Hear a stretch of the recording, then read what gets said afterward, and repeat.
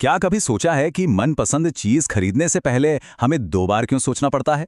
या कोई भी सरकार सड़कें, स्कूल और अस्पताल सब एक साथ बेहतरीन क्यों नहीं बना पाती? ये सारे सवाल हमें एक ही जगह ले जाते हैं, अर्थशास्त्र की दिलचस्प दुनिया में। तो चलिए इसे मिलकर समझते हैं। चलिए शुरुआत उस एक सवाल से करते हैं जो शायद हम सबके मन में कभी ना कभी आता है। हम वो सब कुछ क्यों नहीं पा सकते जो हम चाहते हैं?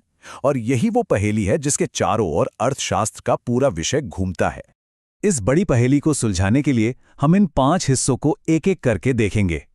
हम शुरू करेंगे उस जड़ से जहां से हर आर्थिक समस्या पैदा होती है। फिर देखेंगे कि इसे देखने के अलग अलग नजरिए क्या हैं।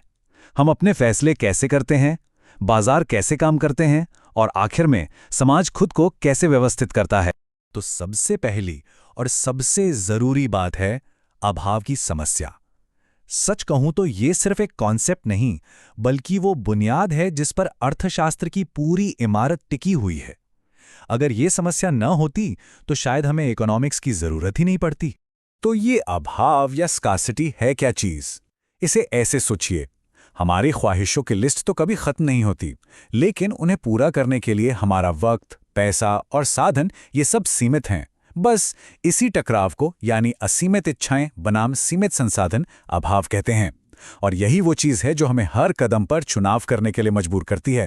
और इसी एक प्रॉब्लम की वजह से हर समाज को, चाहे वो एक छोटा सा कबीला हो या एक सुपर पावर, 3 बुनियादी सवालों से जूझना पड़ता है। हमें अपने सीमित साधनों से क्या बनाना चाहिए, उसे बनाने का सबसे अच्छा तरीका क्या है, और सबसे अहम, जो कुछ भी बनेगा वो किसे मिलेगा। अब इन समस्याओं को देखने के 2 मुख्य तरीके हैं। आप इन्हें अर्थशास्त्र के 2 अलग-अलग चश्मे समझ सकते हैं, जो हमें पूरी तस्वीर को अलग-अलग लेवल पर देखने में मदद करते हैं। इसे ऐसे समझिए, एक है माइक्रो इकोनॉमिक्स, जो एक-एक पेड़ पर जूम इन करती है। मतलब ये देखती है कि एक व्यक्ति या परिवार अपना बजट कैसे बनाता है, या एक कंपनी अपनी चीजों की कीमतें कैसे तय करती है। और दूसरी तरफ है मैक्रो इकोनॉमिक्स, जो जूम आउट करके पूरे जंगल को देखती है, यानी पूरे देश की अर्थव्यवस्था, महंगाई और बेरोजगारी जैसे बड़ी ताकतों को समझने की कोशिश करती है। तो ठीक है, हम सब कुछ नहीं पा सकते, लेकिन इसका असली मतलब क्या है? इसका मतलब है कि हमारे हर चुनाव की, हर फैसले की एक छिपी हुई कीमत होती है, और ये कीमत हमेशा पैसों में नहीं होती। इकोनॉमिस्ट्स इसके लिए एक बहुत ही बढ़िया शब्द इस्तेमाल करते हैं, अवसर लागत या अपॉर्चुनिटी कॉस्ट। इसका सीधा सा मतलब है, जब भी हम किसी एक चीज को हां कहते हैं तो हम अनजाने में कई दूसरी चीजों को ना कह रहे होते हैं। हमारे फैसले की असली कीमत वो पैसा नहीं है जो हमने खर्च किया, बल्कि वो सबसे अच्छी चीज है जिसे हमने उस फैसले को करने के लिए छोड़ दिया। चलिए एक आसान सा उदाहरण लेते हैं। मान लीजिए एक स्टूडेंट परीक्षा के लिए पढ़ाई करने का फैसला करता है, तो उसकी अवसर लागत क्या हुई? वो सैलरी जो वो उस समय में पार्ट टाइम जॉब करके कमा सकता था। यही हर फैसले का एक ट्रेड ऑफ है। तो हम चुनाव तो करते हैं, पर एक सवाल और है, हम कितना चुनें? मतलब किसी चीज की कितनी मात्रा हमारे लिए काफी है? यहीं पर सीमांत उपयोगिता का एक बहुत ही मजेदार सिद्धांत सामने आता है।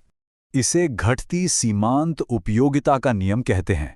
सोचिए, पिज्जा का पहला स्लाइस बेहतरीन लगता है, दूसरा भी अच्छा है, पर शायद उतना नहीं, और चौथे या 5वें स्लाइस तक आते आते उससे मिलने वाली खुशी लगभग खत्म हो जाती है। ये साधारण सा नियम ही बताता है कि हम किसी भी चीज की अति क्यों नहीं करते। तो समाज ये कैसे तय करता है कि क्या और किसके लिए बनाना है? इसका जवाब एक कमाल के सिस्टम में छिपा है, जिसे हम सप्लाई और डिमांड कहते हैं। ये बाजार का एक अदृश्य डांस है जो अपने आप काम करता है। पहले बात करते हैं डिमांड की, यानी मांग के नियम की। ये बहुत सीधा है। जब कोई चीज महंगी हो जाती है तो लोग उसे कम खरीदते हैं, और जैसे ही सेल लगती है और कीमतें गिरती हैं तो हम उसे ज्यादा खरीदने लगते हैं। है ना सिंपल? अब सिक्के का दूसरा पहलू देखते हैं, सप्लाई यानी आपूर्ति का नियम। ये बेचने वाले के नजरिए से है। जब किसी चीज की कीमत बढ़ती है तो उसे बनाने वालों को ज्यादा मुनाफा दिखता है, तो जाहिर है वो उसे ज्यादा बनाना और बेचना चाहेंगे। तो जब ये दोनों ताकतें, खरीदार और बेचने वाले, बाजार में मिलती हैं तो क्या होता है? हमें मिलता है संतुलन मूल्य या इक्विलिब्रियम प्राइस। ये वो जादुई कीमत है जहां खरीदार जितना खरीदना चाहते हैं, बेचने वाले ठीक उतना ही बेचना चाहते हैं। ना कोई कमी, ना कोई बर्बादी। और यहीं तो बाजार का जादू दिखता है। ये खुद को बैलेंस करता है। अगर किसी चीज़ की मांग सप्लाई से ज़्यादा हो जाए तो वो चीज़ कम पड़ने लगती है और उसकी कीमतें अपने आप बढ़ जाती हैं। वहीं अगर माल ज़्यादा हो और खरीदार कम तो कीमतें गिरने लगती हैं। बाजार हमेशा उस बैलेंस पॉइंट को ढूंढता रहता है। चलिए अब इन सभी सिद्धांतों को जोड़कर देखते हैं कि बड़े लेवल पर समाज को चलाने के लिए कैसे इस्तेमाल किया जाता है। यहीं पर अलग अलग तरह की आर्थिक प्रणालियां या इकोनॉमिक सिस्टम्स सामने आते हैं। मोटे तौर पर समाजों ने 4 तरह के रास्ते अपनाए हैं। पारंपरिक अर्थव्यवस्था में सब कुछ रीति रिवाजों के हिसाब से चलता है। कमांड अर्थव्यवस्था में सरकार ही सब कुछ तय करती है। बाजार अर्थव्यवस्था में करोड़ों लोगों के खरीदने बेचने के फैसले ही इकोनॉमी को चलाते हैं। और फिर आती है मिश्रित अर्थव्यवस्था, जो असल में इन दोनों का एक मिलाजुला रूप है। असल दुनिया में कोई भी सिस्टम एकदम प्योर नहीं होता। आज दुनिया के लगभग हर देश, भारत और अमेरिका समेत, एक मिश्रित अर्थव्यवस्थाएं हैं। इसका मतलब है कि बाजार को आज़ादी दी जाती है ताकि वो आगे बढ़ सके, लेकिन समाज की भलाई के लिए सरकार भी नियम बनाती है और ज़रूरत पड़ने पर दखल देती है। और आखिर में ये कथन पूरी बातचीत को बहुत खूबसूरती से समेट देता है, यानी अर्थशास्त्र असल में बस इस बात का अध्ययन है कि हम इंसान अपनी अनगिनत इच्छाओं और सीमित साधनों के बीच तालमेल कैसे बिठाते हैं। तो ये पूरी बातचीत हमें एक बहुत बड़े सवाल पर लाकर छोड़ती है। हर अर्थव्यवस्था नियमों और आज़ादी के बीच एक सही बैलेंस बनाने की कोशिश है। तो सोचने वाली बात यह है कि एक बेहतर समाज के लिए आज़ादी और नियमों का ये आदर्श मिश्रण आखिर क्या हो सकता है? इसी सवाल के साथ आज